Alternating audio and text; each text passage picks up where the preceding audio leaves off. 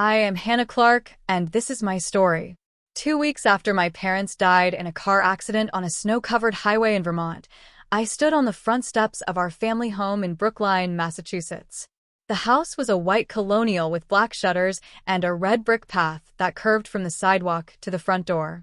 A tall maple tree spread across the yard, its branches bare now but still holding the memory of fall's red blaze. My father loved that tree.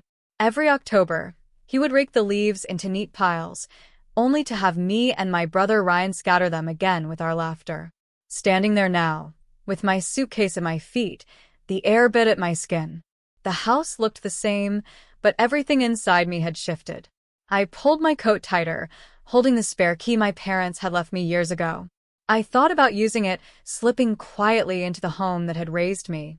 But before I could move, the door swung open. Ryan stood in the frame, tall and polished, as if he had been waiting for me. He wore a fitted black coat and shiny leather shoes. His expression was not grief. It was something else, a kind of sharp triumph. He didn't hug me. He didn't even call me by name. Instead, he smiled the way a banker smiles after closing a deal. "Now I own all the property," he said flatly. Then, with a flick of his hand as though brushing away dust, he added, "You're still standing here. Get out of this house immediately." The words didn't land right. They didn't belong in the cold air of that morning. I felt my stomach twist. I looked at him and then at the doorway behind him, where I could still see the old wallpaper of the foyer, the pattern of pale gold leaves that Mom had picked out when I was 12. This was the house where she baked apple pies every Thanksgiving, where Dad taught me to balance a checkbook at the dining table, where I spent long nights studying for finals with the smell of his coffee brewing in the kitchen. I could almost hear their voices in the hall. To have Ryan standing there, trying to shove me out with nothing but a sentence, felt unreal. "I am here for the reading of the will," I said finally, my voice steadier than I felt. "Mr. Abrams scheduled it for tomorrow." Ryan laughed, loud and dismissive, the way he used to when we were kids, and he caught me making a mistake. "There is nothing to read. Everyone knows the house and the lake cabin are mine. You can take the old piano if you want, maybe some books. That's it." He leaned closer until I could see the shine of his watch, a brand new Rolex that practically screamed greed. He had always been the older brother who liked to talk fast, loud, and confidently, the kind who knew how to make people shrink. I had felt that power for years, but now it pressed down on me in a way that burned more than it scared me. "Leave your key," he said. For a moment, I almost handed it over. Old habits die hard. But then I remembered the blue envelope sitting in my tote bag, the one my father had pressed into my hands 3 months earlier when Mom's health started to fail. I hadn't opened it yet, but I had heard Dad's voice in my head every day since. "Wait for the lawyer, Hannah. Don't waste words with a bully." So instead of obeying Ryan, I stepped back onto the porch. "I will come tomorrow," I said firmly, "with Mr. Abrams." Ryan's face flushed red with anger. He slammed the door hard enough that the sound echoed down Walnut Street. I stood there a moment longer, staring at the wood grain of the door, the brass knob Dad had polished every spring. Then I picked up my suitcase and walked away. My condo in Cambridge waited across the Charles River. I had bought it the year before for $612,000, scraping together every savings dollar I had, along with a careful mortgage plan. It was small, but it was mine. White walls, hardwood floors, and a narrow balcony where I could see the river if I leaned out far enough. That condo had been my proof that I could stand on my own 2 feet, no matter what storm came. Now, more than ever, I was grateful for it. That night, I made a pot of tea, the same brand Mom used to drink, and sat at my kitchen table with Dad's envelope in front of me. My hands trembled as I slid a finger under the seal. Inside was a single sheet of paper. My father's handwriting was blocky, neat, and steady. "Trust the plan, Hannah, and remember, we protected you because we knew he would try this." The words hit me like a hand on my shoulder, firm and reassuring. My father had seen through Ryan months ago. He knew exactly what would happen, and he had done something about it. My parents had loved us both, but they also knew Ryan's hunger, his need to own everything, even if it meant pushing me aside. I pressed the letter to my chest and let out a long breath I hadn't realized I was holding. Tomorrow, everything would change. I went to bed with the letter under my pillow. The condo felt small and cold, but I knew I was not alone. My parents' voices lingered in the walls of my memory, guiding me. Before I closed my eyes, I whispered to the empty room, "I trust you, Dad. I'll follow the plan." And with that, I set my alarm for 7 a.m., ready to face the morning, ready to face Ryan, and ready to claim what was rightfully mine. The next morning came far too quickly. I barely slept, my father's letter pressed beneath my pillow like a weight both heavy and protective. When my alarm rang at 7 a.m., I forced myself out of bed, showered, and dressed in a navy suit I had bought years ago for client presentations at work. I wanted to look steady, professional, unshakable. I poured myself a coffee, grabbed a buttered bagel, and drove across the river into Boston, heading toward Boylston Street, where Mr. Abrams kept his office. His office building rose 12 floors above the bustling sidewalks, a brick and glass structure wedged between a bank and a boutique hotel. Inside, the lobby smelled faintly of floor polish, and the receptionist directed me to the elevator. My stomach churned with every floor the numbers climbed. I thought about my parents, about their steady hands, and reminded myself, they prepared this. They trusted me to stand tall today. The waiting room outside Mr. Abrams's office was quiet, decorated with framed nautical prints and dark green chairs. It smelled faintly of lemons and old paper, a mix of polish and the faint musk of history. At exactly 9 a.m., the door opened behind me and Ryan walked in. He wasn't alone. Beside him stood a woman in a sleek gray skirt suit with a leather folder tucked under her arm. She had the polished smile of someone who lived in open houses and property listings. A real estate agent, I realized immediately. She was here to help Ryan sell fast, as if everything was already his. My brother didn't look at me. He adjusted his cufflinks and walked straight to the receptionist's desk, checking his watch as though the meeting were an inconvenience. The agent sat down across from me, crossed her legs, and gave me a quick nod. I could almost feel the weight of her folder from where I sat, filled with papers that assumed Ryan's ownership of everything my parents had built. At 9:05, Mr. Abrams opened his office door. He was a tall man in his late 60s with silver hair and a calm voice that could cut through storms. He wore a navy suit and carried a small stack of documents. "Thank you for coming," he said, motioning us inside. The conference room was long and narrow, with a polished dark wood table that reflected the overhead lights. A pitcher of water and 3 glasses sat neatly in the center. Ryan and the agent sat to my right. I sat to the left, directly across from my brother. Mr. Abrams took his seat at the head of the table. He placed the stack of papers neatly before him, folded his hands, and began. "Your parents updated their estate plan this summer," he said evenly. "I will read the key terms." Ryan leaned back in his chair, rolling his eyes as though this were all a performance for my benefit. "Fine," he muttered. I clenched my hands in my lap. Mr. Abrams lifted the first sheet and read, his voice steady, without pause. "To our daughter, Hannah Clark, we leave 90% of our estate.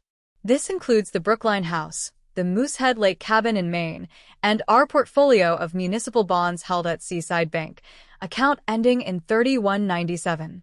To our son, Ryan Clark, we leave 10%, to be paid in cash after debts and taxes are settled." The words hung in the air, still and heavy.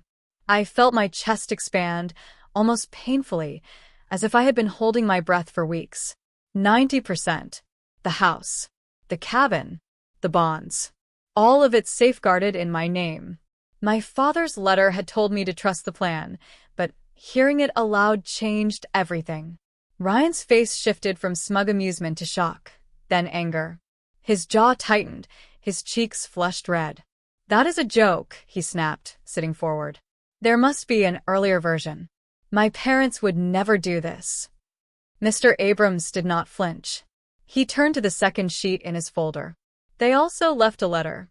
In it, they wrote that they love you both deeply, but they had clear concerns. They saw signs that you might try to pressure your sister out of her rightful place. They wanted to make sure she would never be homeless or bullied. To ensure this, they instructed me to record a transfer on death deed months ago, which I did. The Brookline property is already in Hannah's name. The agent's polite smile faltered. She shifted uncomfortably and closed her leather folder with a soft snap. She knew, in that instant, there would be nothing for her to sell. Ryan slammed his palm against the table, the sharp crack echoing in the small room. "I will contest this," he shouted. His voice rattled the glasses on the table. "You can try," Mr. Abrams said calmly. "But your parents planned carefully. There is a living trust. Most assets already sit within that trust, protected from contest. A legal challenge would waste money and time, and is unlikely to succeed. My advice is to focus on the 10% you were granted." Ryan pushed back his chair. "This is theft," he spat, his voice hot with fury. My heart pounded, but when I opened my mouth, my voice came out steady, stronger than I had expected. "It is not theft," I said. "It is a boundary." Mr. Abrams gave me a nod, as though to affirm my strength. He slid 2 sets of keys across the table. One was labeled Brookline. The other was labeled Moosehead. Then he placed a slim white envelope in front of me containing a new debit card. "This is linked to the trust's checking account for property expenses," he explained. "There is $148,000 in that account. Please use it for taxes, repairs, and upkeep."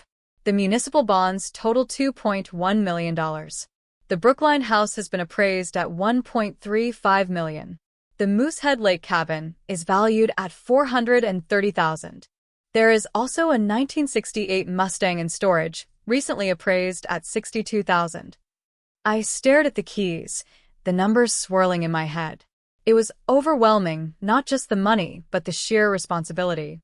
I thought of my parents, of all the years they worked, saved, and planned. And now here it was, entrusted to me. Ryan glared at the keys as though they were venomous. "I want the Mustang," he hissed. "You can buy it for me at market price," I said, surprising even myself with the firmness of my tone. "Out of your 10%. The agent touched Ryan's sleeve gently. "We should go," she said quietly, her voice stripped of confidence. She had come expecting a windfall. Instead, she was walking out empty-handed. Ryan stood abruptly, his chair scraping against the floor. He didn't look at me as he stormed out, the agent trailing behind him. The door closed with a sharp click, final and cold. For a long moment, silence filled the room. I stared at the keys, my fingers itching to touch them, to confirm this was real. Mr. Abrams leaned forward, his expression softening. "Your parents were very clear, Hannah. They trusted you to be careful, kind, and firm. You can do this." I nodded slowly, feeling taller in the chair than I had when I walked in. "Yes," I said, my voice quiet but sure. "I can do this." The weight of grief still pressed against me, but for the first time since the funeral, I felt something else too, resolve. My parents had trusted me, and I would honor that trust. No matter what Ryan tried, no matter how loud he shouted, I had the plan, the papers, and the proof. As I left the office that day with the keys clutched tightly in my hand, I knew one thing with absolute clarity. My life had changed forever. The afternoon after the reading of the will, I drove straight from Mr. Abrams's office to the Brookline house. The keys he had slid across the table weighed heavily in my pocket. For years, I had carried only a spare, always feeling like a guest in my own childhood home. Now the house was mine, and yet the driveway looked foreign as I pulled in. My brother's anger still echoed in my head, but I knew I had no choice. The first step to protecting what was mine was simple: change the locks. I hired a locksmith from a small shop on Harvard Street, a man named Greg, who had kind eyes and hands rough from years of work. "For $20 total," he said as he packed up his tools, handing me a crisp receipt. I folded it carefully and tucked it into a folder already labeled house. My parents had taught me that paper trails matter. That lesson would serve me well now. Once the locksmith left, I walked through each room with a yellow legal pad. The house creaked in familiar ways, but now each sound felt like it was asking for my attention. I noted 2 loose shingles on the roof, a bathroom faucet that dripped steadily, and a boiler that had already served 12 years. Repairs would not be cheap, but they were necessary. I scheduled a home inspection for $600 and booked a roofing patch for $850. I was not just keeping a house. I was guarding an inheritance, a promise, and the memory of two people who had worked their whole lives to build it. In the kitchen, I opened a drawer and found Mom's recipe cards, still dusted with flour fingerprints from years past. I slid them into a plastic case, promising myself I would bake her apple pie soon, not just to eat it but to keep her close. In Dad's desk, I found a small code book filled with neat columns of passwords and a note addressed to me. His words were simple: reset everything. Do not trust Ryan with a single account. I spent that evening on the phone with Seaside Bank, confirming the bonds, the trust, and the checking account set aside for property expenses. The numbers were overwhelming, millions, when I had lived for years paycheck to paycheck, but they also felt like a shield. Money doesn't hug you, but it can keep a roof over your head. 2 days later, I drove up to the house again. As I pulled into the driveway, I froze. A locksmith van was parked there, and Ryan stood on the porch, his arms crossed, his voice sharp as he barked instructions. Anger surged in my chest. I stepped out of my car, holding the certified deed copy in my hand. "You cannot come in," Ryan shouted as soon as he saw me. His face was red, his jaw clenched. "I am changing the locks." "The deed is in my name," I said firmly, holding up the paper. My voice carried across the yard. "The trust owns this property, and I am the trustee." The locksmith, a younger man with dark hair and nervous eyes, looked from Ryan to me. "Sir, do you have proof that you're the owner?" he asked. Ryan waved his hands in frustration. "I don't need proof. This is my house. I grew up here." The locksmith shook his head, turning off his drill. "I can't do this without legal proof. I'm sorry, but I have to leave." He packed up his tools and stepped off the porch, clearly unwilling to be caught in the middle. Ryan's eyes burned into me as he stepped close. "You think you're better than me because you have papers." "No," I said, forcing my voice to stay calm. "I think I'm safe because I have papers. There is room for both of us to grieve. But there is no room for threats." He spat onto the porch, his face twisted with rage. "Enjoy your money, Hannah. It will not love you." I didn't answer. I walked past him, my hand tight on the keys, and stepped into the house. I shut the door firmly behind me, leaning against the wood that had once slammed in my face. The door was old, painted white by Dad's steady hands, and for a moment, I pressed my palm against it, letting the weight of everything crash into me. I cried then, for the first time since the funeral. I cried for Mom's laugh in the kitchen, for Dad's whistle echoing up the stairs, for the safety of childhood now gone. The tears fell heavy and unrelenting, but after a while, they slowed. I wiped my face, pulled out my laptop, and opened a new document. There was no time to drown in grief. My parents had trusted me with this, and I had work to do. The first step was legal protection. I filed paperwork for an LLC called Maple Step Properties, naming myself as the sole member. The filing fee was $520, money well spent.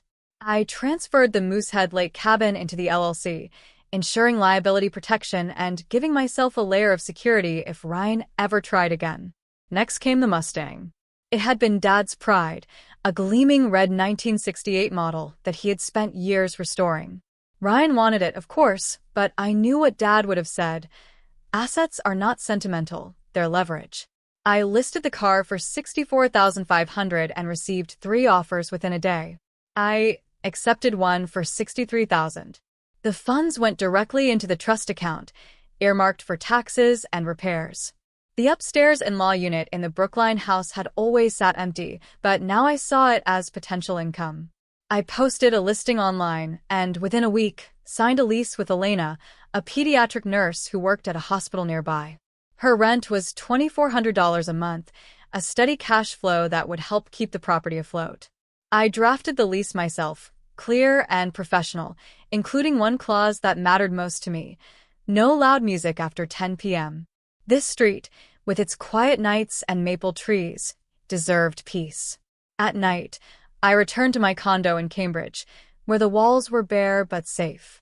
On my nightstand sat the letter from my father, the one that told me to trust the plan. I read it often, letting the words sink in until they become part of me. Trust the plan, Hannah. And I did. The house was no longer just a house. It was my proof that I could stand, that Ryan's greed would not swallow me, and that my parents' work had not been in vain. Every receipt, every document, every tenant agreement was a brick in the wall of safety I was building for myself.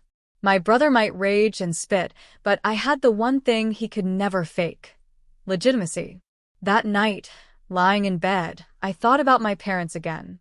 Their faces came to me softly in the quiet. I could almost hear them saying, "Good, Hannah. You're doing it right." And for the first time in weeks, I closed my eyes and slept without fear. Spring arrived in Brookline with a softness I hadn't felt in months. The sidewalks smelled of wet earth after morning rain. The maples along Walnut Street stretched new leaves toward the sun, and the neighborhood seemed to breathe again. For the first time since my parents' funeral, I baked one of Mom's apple pies in her old kitchen. Her measuring cups were still in the drawer, the faint dents in their handles from years of use. The scent filled the house, seeping into the floorboards and curtains, as though she had come back to stand beside me. When the pie was done, I carried a slice to the porch and ate it while watching the street wake up. Children raced their bikes, neighbors waved, and I felt, finally, like peace might be possible. That afternoon, as I rinsed dishes in the sink, my phone buzzed. A message from Ryan. My stomach tightened before I even opened it. "I want to pay out," the text read. "I don't want to wait for probate." I stared at the words. For weeks, Ryan had fought, threatened, and slammed doors, but now he wanted money. Direct and simple. Perhaps he had realized the fight was over. Perhaps the weight of losing had finally sunk in. I called Mr. Abrams. His calm voice steadied me the way it always did. "Can we do it clean?" I asked. "Yes," he replied. "After taxes, his 10% equals $310,000. If you agree, we can wire the funds this week. He will sign a release promising not to contest the will, the deed, or the trust." I thought about it only briefly. I wanted the air cleared, the shadows gone. "Do it," I said. The trust wired the funds within 2 days. A courier delivered the release to Ryan. He signed it, his name scratched sharply across the bottom of the page. It felt like a door opening and closing at the same time, an end and a beginning. A week later, Ryan texted again. "Coffee? Beacon Street." Part of me wanted to say no, but another part knew we needed this closure. So I went. The coffee shop was a narrow space with tall windows and a smell of roasted beans that clung to the air. Ryan was already there, sitting in the corner with a cup cooling in front of him. His shoulders slumped, his face tired. He looked older than his 36 years, as though the fight had carved lines into him. For a long moment, neither of us spoke. Then he sighed and said, "I thought they loved me less because they left you more." I set my cup down carefully. They loved us both. They knew me. They knew I needed a shield. "You're strong in the world, Ryan. I'm strong on paper." They gave us what each of us needed. He gave a small laugh, shaking his head. "You always did your homework." "I still do," I said softly. He stared into his coffee, tracing the rim with his finger. "I'm moving to Denver. A friend offered me a job at his logistics firm. Good salary, signing bonus. I need a clean start." For the first time in months, I looked at him without anger. Just my brother, tired and searching. "I hope you do well," I said. And I meant it. We walked outside together. The air was cool, the city alive with traffic and voices. On the sidewalk, we hugged. It wasn't perfect, it never would be, but it was real. When he turned and walked away, his hands buried in his pockets, I watched until he turned the corner. A strange lightness settled over me. Not joy, exactly. Not relief. Something steadier, like the quiet that comes after a storm when the house still stands. That night, I packed a small bag and drove north to the Moosehead Lake cabin. The road wound through forests and small towns until the lake finally appeared, dark blue under the pale sky. The cabin smelled of cedar and wood smoke, the scent of old summers when my parents brought us here to fish and swim. I lit a fire, the flames crackling, and sat on the floor with a box of family photos. In one picture, Dad grinned while holding up a tiny fish, proud as though it were the biggest catch on the lake. In another, Mom stood on the porch with an apple pie cooling on the railing. Their smiles, their warmth, filled the room more than the fire. I labeled each photo with careful handwriting, organizing them into albums so the stories wouldn't be lost. Later, I opened a fresh notebook and wrote a plan for the year ahead. Replace the Brookline roof for $12,800. Refinish the porch for $3,400. Add a second in-law unit for $58,000, which would rent for $2,150 per month. Pay down the condo mortgage by $25,000. Keep 3 months of expenses in cash reserves. My parents had taught me to budget, to plan, to always protect the future. Now it was my turn to put their lessons into practice. When I closed the notebook, I sat back against the cedar wall, the firelight warming my face. I looked around the cabin, at the wood beams Dad had sanded himself, at the window where Mom used to sit with her tea. My keys rested on the table beside me. Brookline, Cambridge, Moosehead, all proof that I had not only survived but built something stronger. This was not just money. It was not just property. It was a promise. My house, I whispered into the firelight. My life. My choice. Outside, the lake breathed quietly, lapping against the shore. Inside, the fire softened to a glow. For the first time in years, something inside me finally settled. I was the heir, yes. But more than that, I was the steward. I would guard what my parents built. I would build more. And I would never again let anyone push me off a porch I had paid for with love, with work, and with a plan that held.